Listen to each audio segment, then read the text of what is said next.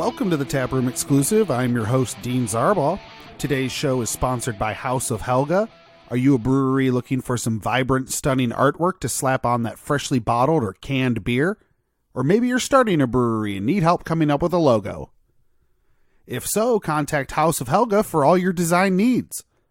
They've worked with Masthead, Streetside, and yours truly here at the Taproom Exclusive. You can check out Kyla's entire portfolio of incredible work at houseohelga.com. On today's show, I chat with Vince Rinaldo and Kyle Mullen of MadCap Brewing Company about their Major Blunder Double IPA. But first, a taste of what's going on in the craft beer world with this week's Tasting Glass, brought to you by Northeast Ohio Craft Brewery News. Rick Armon of the Akron Beacon Journal is reporting that the Cleveland Summer Beerfest is being replaced by the Grand Slam Beerfest, which will be held at Progressive Field on July 25th in partnership with the Cleveland Indians. All that is currently known is that it will be broken up into two sessions and will focus on Cleveland area breweries, and it will also feature wine and cocktails. For more information, be sure to check out Rick's article on beaconjournal.com. Crane's Cleveland Business is reporting that Ohio is on track to have 400 breweries soon. According to the article and statistics provided by the Ohio Craft Brewers Association, there are currently 328 operating, independently owned breweries in Ohio today. At this point in time last year, Ohio had roughly 297 breweries. Big things are happening in the Ohio craft beer scene. For more information on this, check out the article on cranescleveland.com. The Lima News is reporting that 1820 Brewworks, who opened their restaurant in October, is looking to open their microbrewery in June. The restaurant, currently located in Kalida, currently features pizza, wings, salads, and subs. Once the brewery side opens, the goal is to have 12 taps available for patrons. For more information, check out the story on limaohio.com.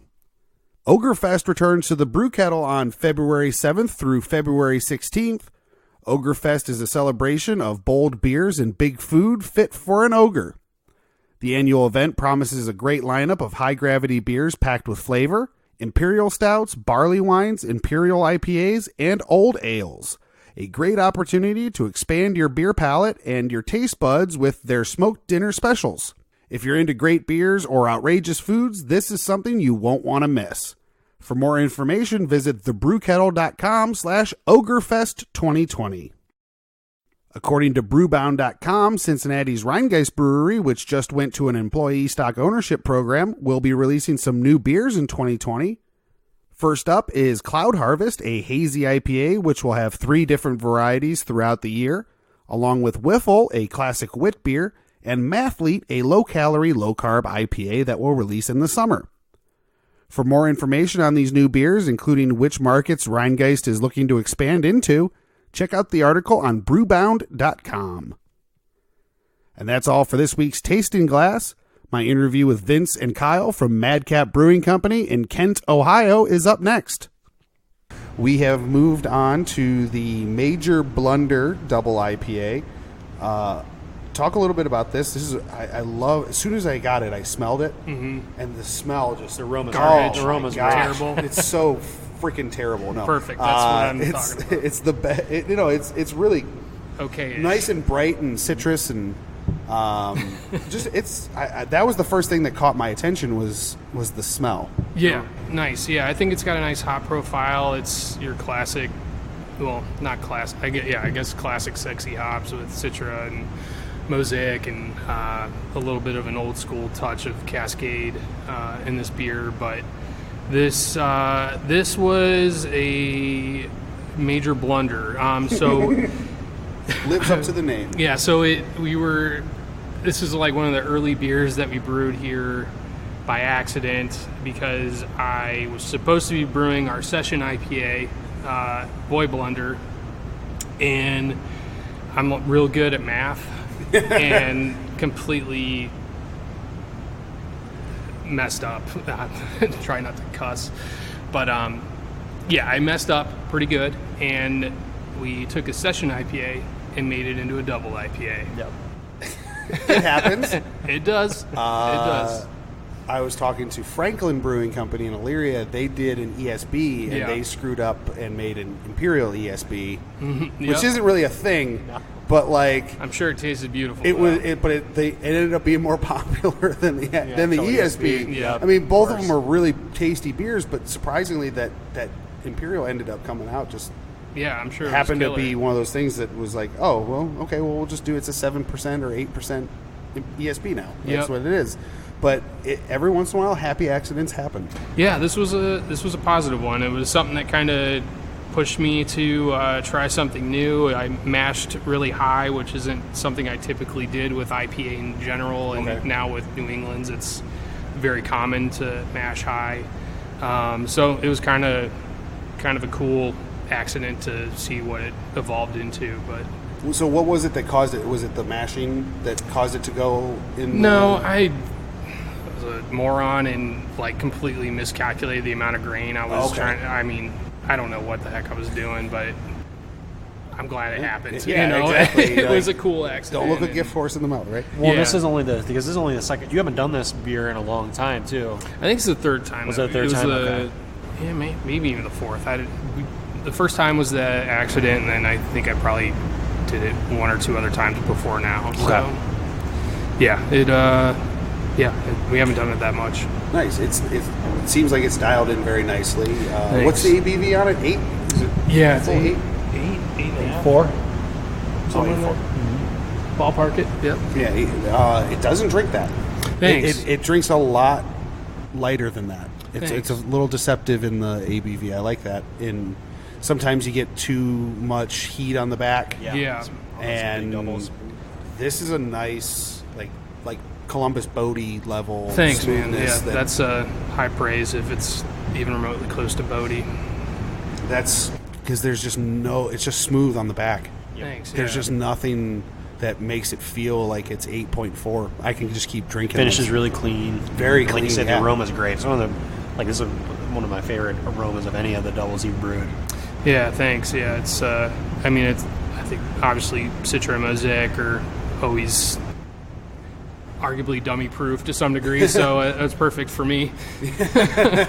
Well, it's going to be good when you pour it and it hasn't even reached my nose yet, and I can smell it. Yeah, I can smell it just from the pour off the tap. Yeah, that's awesome. It's one of those things where that's just going to make me want to dive into that beer a little bit more and just live inside it. Yeah, no, yeah. That's... Thought of a beer name, but I'm not going to say it on air. I think you guys might know where I'm going with that. I would not be surprised to find that name on Worst Beer Blog one day soon. Yeah. But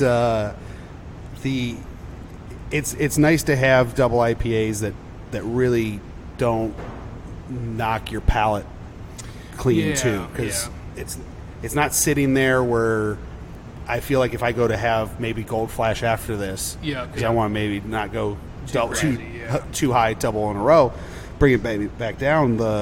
It doesn't feel like this is going to affect the flavor of that either. This hasn't completely wrecked your palate. Yeah. And we have I think 2 more double IPAs that we semi-consistently do, and I try to make them a little bit different from each other, so I have a little bit more of a palate wrecker one, and I have one that is maybe even lower IBUs than this, but has some different hop character that you wouldn't get with Major Blunder. And it's always nice. We typically have at least one true traditional double on.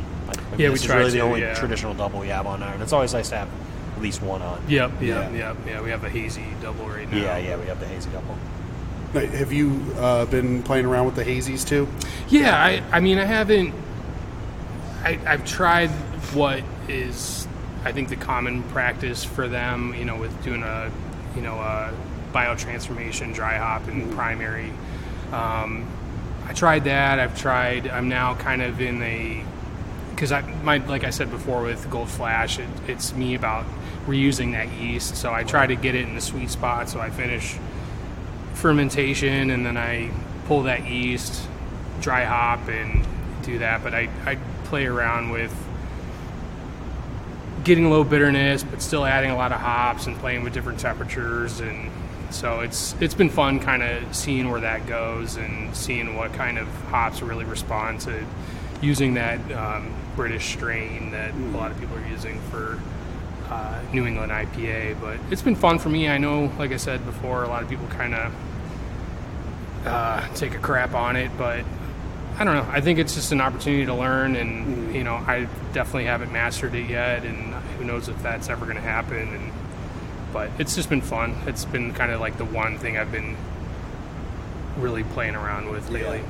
Well, it was interesting to see how quickly people kind of embraced the hazy trend, where like brutes were coming up at the same time, and whereas brutes kind of almost pretty much got overshadowed by the hazies. And I always enjoyed me a nice brute. Yeah, they're cool. It's a cool beer style for sure. And it wasn't something I thought I was gonna like. You never know. I like brute IPA. What? Yeah, and I think there's a lot of potential with that mindset of that style, even to apply to different styles of beer. But you know, obviously IPA is way more popular than most styles, so it's easy to jump on that trend. But yeah, I think, you know, even trying to brew Pilsner or something like that would be kind of cool. Oh yeah. We were talking a little bit off air. Gold Flash your guys' biggest seller? In the tap room, yes. In the tap room, not outside of the tap room. I would say probably Bullet or IPA is, but in the tap room, yes, Gold Flash. And it's nice to hear that, because you know, everybody wants IPA. The IPA, you hear about dominating the market, and then you hear a Golden Ale. So that's awesome. That's really cool. Yeah, no, I mean, it's definitely that. I think we have a lot of regulars, and it's just been that easy. Yeah, and like you said, I mean, it's a great beer for you when it comes to yeast. So it's awesome that it's in such demand that we do have to keep putting in 10-barrel batches of it. Yeah, it's a solid beer, and it does sell. It is great that it does sell so well in the tap room. Is it usually a fun brew day other than the first time when you brew this beer? Yeah, it's a nice, easy brew day. There's not compared to some of the others that I was pushing the oat limits on New England's, that transfers were slow transfers, brutal. So this is a nice, smooth day, and I get to dump a ton of hops into a beer, and it's satisfying. It makes me feel like I'm homebrewing again, and it's a good time. It's nice to have this nice, just easy. It's weird to call an 8.4% beer an easy drinker. Yeah. Well, I'm thankful it is, but it's also got to be careful.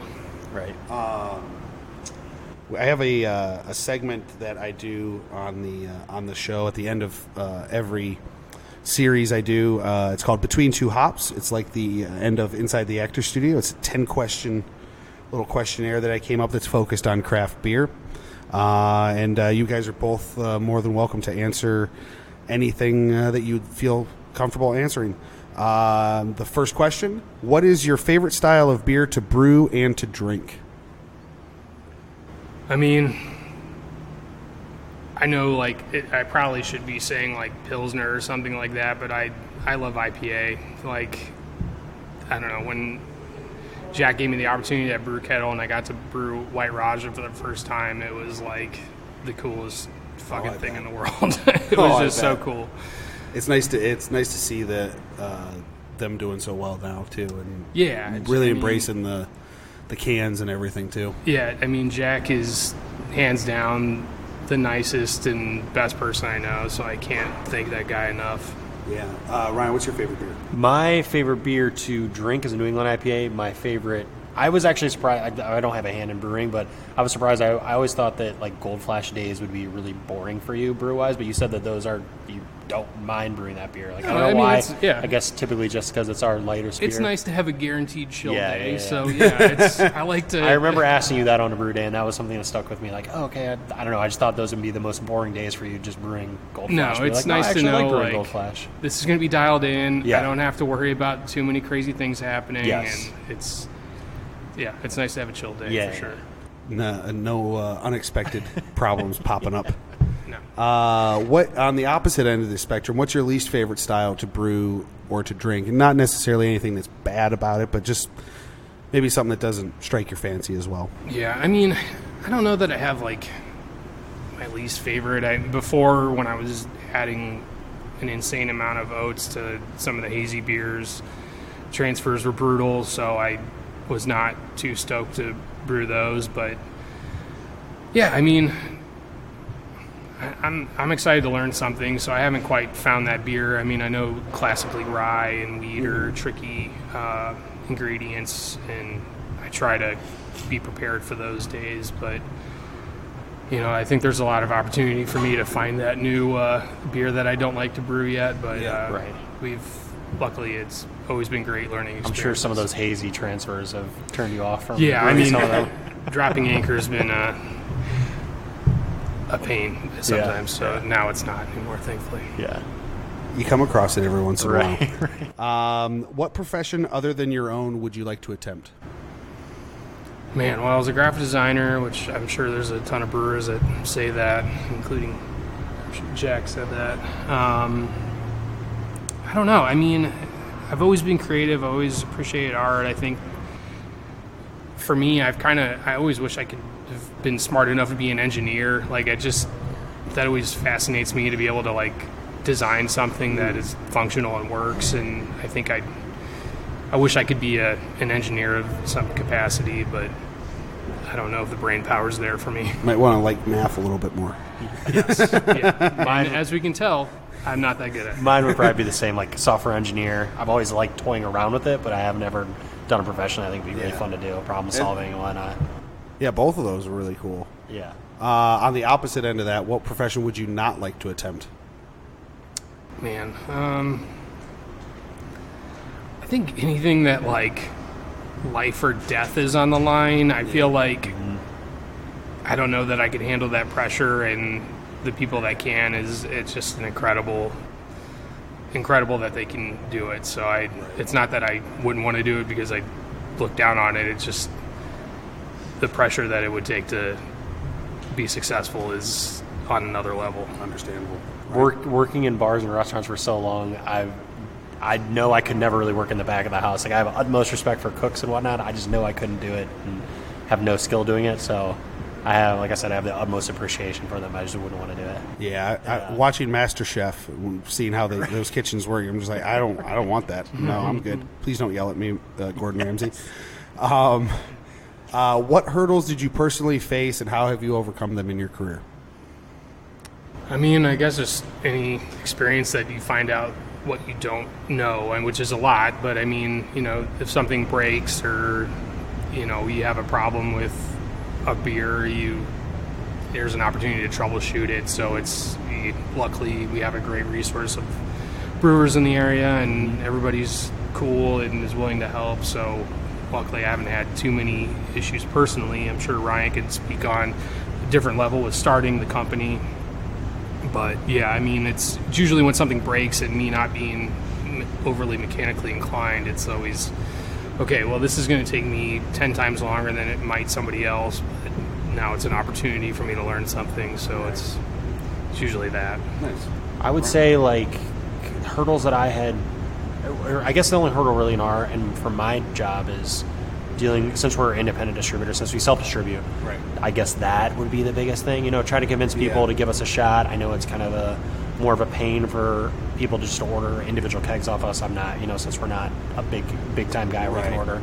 That would be the biggest hurdle. But that's part of the funnest part of my job though too, is dealing with those people and trying to get them to trying to convince them to give us a shot and Absolutely. To rotate us in every once in a while too. What was the most interesting trend in 2019 for you? I mean, I think we kind of touched on it before, but it's hard seltzer. Yeah. Oh my God, yeah. It's interesting how fast.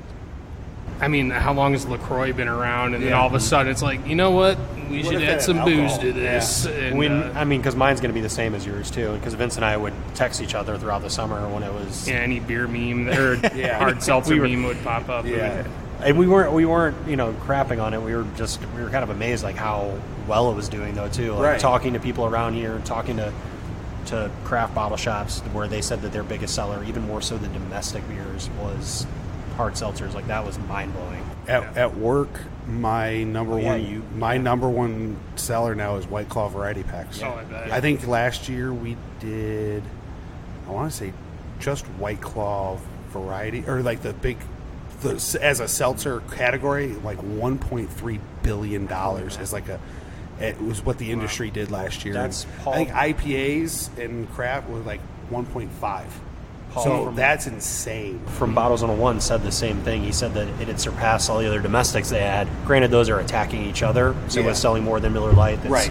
But that was still mind-blowing to me. I could not believe that. That's incredible. It's insane how quickly people go through that. There's a lot of people who want it. Yeah. But what was the least interesting trend of 2019? I mean, probably the same. For me personally,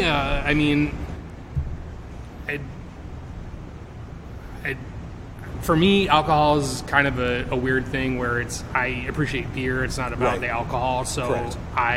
if I want a seltzer, I'll just drink LaCroix or something like that. So, I'm not necessarily a spirits guy, and there's nothing wrong with that. But it's just I appreciate beer. I appreciate wine, and for me personally, it's not something that appeals to me. But Absolutely. I guess mine would be, and I know maybe it's not a trend that's been happening, or it's been happening longer than just this past year, but I'm not a big, this kind of goes back to my least favorite style of beer. I'm not a big sour guy, and I know it's just been catching more and more momentum, though, too. So it's just personal preference. I'm not, crapping on people that love sours. No, I absolutely. just can't get, for some reason, I Something just can't for get into them. everybody. Yeah. For me, it depends on how it was soured. If it was a traditional method or if it was kettled. I found the traditional ones I can do a little bit more. I feel like I need kettles. to get out there more and try more of them. You know what I mean? There's been a few that I like on the traditional open air fermentation style that I actually personally like, and it's really surprised me because it's not generally something I go for easy. Seek out. yeah. What's one piece of practical advice you would give to someone starting out in this industry? And I think just be open and talk to people, and don't be afraid to communicate with others. I mean, for the most part, everybody in this community is easygoing and a good, deep down a good person. So, I mean, if you have questions, as long as you're not a jerk yourself, everybody's going to be helpful. So, don't be afraid to talk to people. Absolutely. I would say be patient. I would say be patient. Like Ryan had a great strategy when starting MadCap. He didn't really try to overdo things. Things aren't going to happen overnight. Sometimes they do, but most of the time they aren't going to happen overnight for you. So just having patience to stick to it. Things aren't going to blow up for you right away. Would be my biggest point of advice. Nice. If you can send a message to yourself 10 years ago, what would you tell the younger you? I mean, lighten up. I think I'm just so wound tight, and I'm sure a lot of people will tell you that, but I just lighten up. I try not to show it, but I feel it in my core. But lighten up would be the biggest thing, and I probably told myself that 10 years ago, and forgot it. Just don't listen. But yeah, if I could somehow drill deep and knock myself out and tell myself to lighten up, that would be it. Nice. But don't take everything too seriously. Just roll with the punches. Everything isn't the end of the world. It was too reactionary probably back then. So, yeah. And the last question, what or who has been the biggest influence in your career?